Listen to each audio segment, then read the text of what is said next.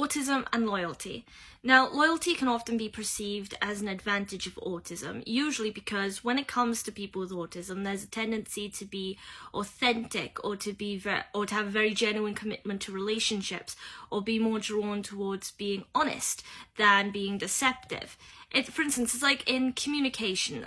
More often than not, people with autism may come across in their communication as blunt, but it's not bluntness when they're trying to talk to someone. It's more a desire to be straightforward, and therefore also avoid things like playing games or being deceptive when you're trying to have a conversation with someone. You want to be direct. Now, the direct communication style, like I said, though, perceived as blunt, is coming from a genuinely good place or meaningful place, definitely not a malicious place. So when it comes to things like loyalty, that communication helps foster relationships as well, where essentially the person who they're conversing with can 100% be rest assured that whatever they say to them, they're not saying it out of a malicious intent, and they're not, most likely, are not lying to them. So, and also there's this sort of drive to be authentic, or sometimes to be more interested in things like predictability and routine. So again, it's like when you're conversing with someone who's autistic, essentially what you see is what you get. What they say to you is what they mean. There is no sort of beating around the bush. There is no sort of subtext to be had in it. And the problem is, of course, sometimes, and I've experienced this myself, someone with autism might be that way or carry themselves that way, and then other people will try and add subtext, or will try and sort of guess what they mean because they aren't understanding and know what they've said is literally what they mean. There is no deception there. There is no trying to mess with you. There is no trying to hide something from you. It is exactly as they say it is.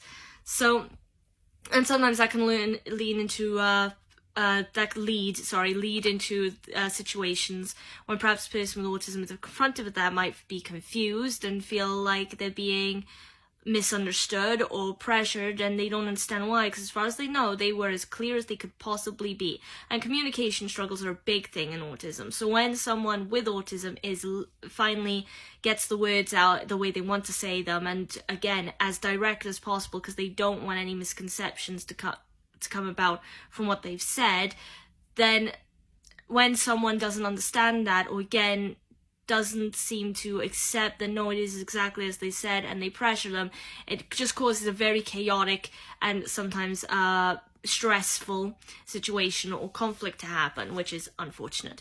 But going back to loyalty, this is why, because also, when it comes to people with autism, relationships that they have, especially long fostered relationships or with someone who shares a similar passion or a similar interest, they tend to really want to keep those relationships in a positive sense. They don't want to lose that person. And even though there is this idea sometimes that people with autism are very introverted, that's not the case. When it comes to autism, it depends on the individual, it depends on your symptoms and where you lie on the spectrum, alright? So you might be a very extroverted person and not an introverted person at all, but the difficulties might still be the same or similar. But whether you're introverted or extroverted, either way, people with autism don't necessarily like being alone. They like to have their alone time, they like to have their space, like everybody does. But they don't like to be completely alone, because what happens then is you tend to be kind of stuck in your head, you don't really get better at communication, and unfortunately with the way the world works, you're going to have to communicate with someone at some point, and it just makes it more stressful. So it's like with me. Now when it comes to my friends, when I make a friend, they are my friend. There is no variations of what kind of friend. They are my friend regardless. Even if I haven't seen them for months or years, the next time I see them, it's no awkwardness on my part. They are my friend as far as I'm concerned. I haven't lost that tie to them at all. And if I lose a friend, it takes a lot to break that friendship, like a lot. But I want to be there for them emotionally, but also when it comes to supporting someone, or when it comes to fostering relationships with people with autism and showing loyalty, so you want to have their back, it can be in either an emotional sense, like you're trying to understand their emotions, you're trying to help them through a difficulty perhaps, Or it can be in a very practical sense. For instance, if they're struggling to do something, then you'll go, well, you're not very good at this, but I'm very good at this. Let me do it. Let me take it off your hands, and that will help you. Because sometimes, even though people with autism struggle with emotions, both understanding their own, as well as the emotions of other people, they're not completely oblivious to them. And when it does dawn on them what should be done and what should be done to make the other person feel better, they will follow through on it. And again, they can come across in that sense very reliable as well, because they often, another aspect of autism is sticking to routines and schedules. So people can rely on them. Another thing that will foster loyalty and friendships.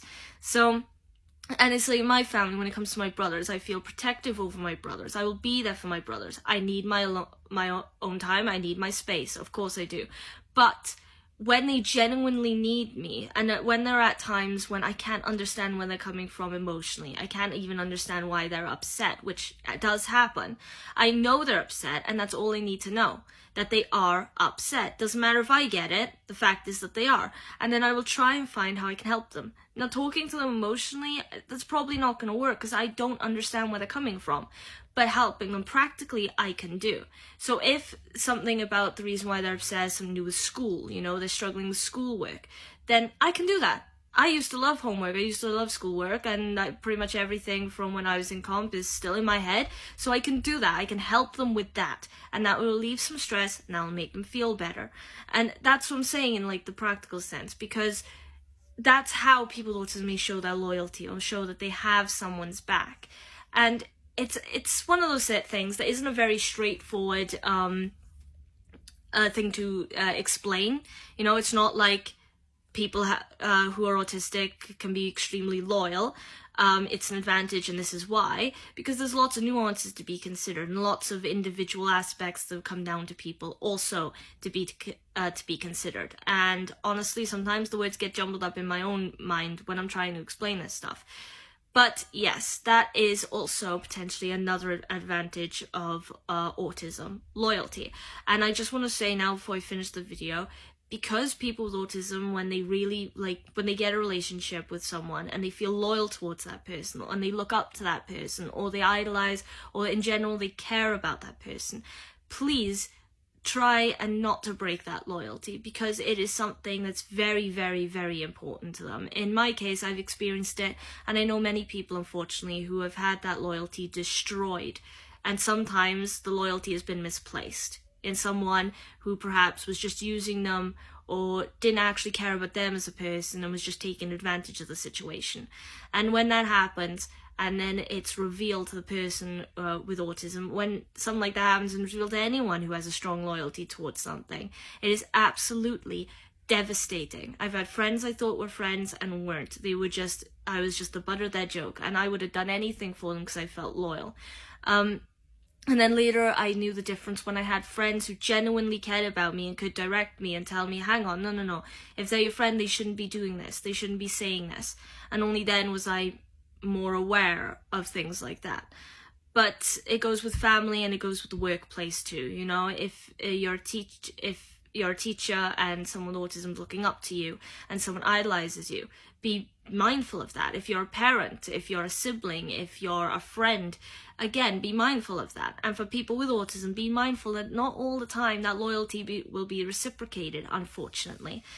So, but if it's ruined, if it's destroyed, it's not any fault of your own. So anyway, that's where I wanted to leave this video today. Now, if you like the video, please leave a like and follow me on TikTok. Otherwise, any thoughts and opinions you have on what I've said, put that in the comment section. Also, any questions or requests for future videos. Other than that, subscribe to the YouTube channel, repost this video for raising awareness and for my own motivation. And with all that having been said, I'm going to enjoy the day now because it's sunny for once. And all that I have to say now is hopefully I'll see you in the next video. Until then, enjoy your day and bye!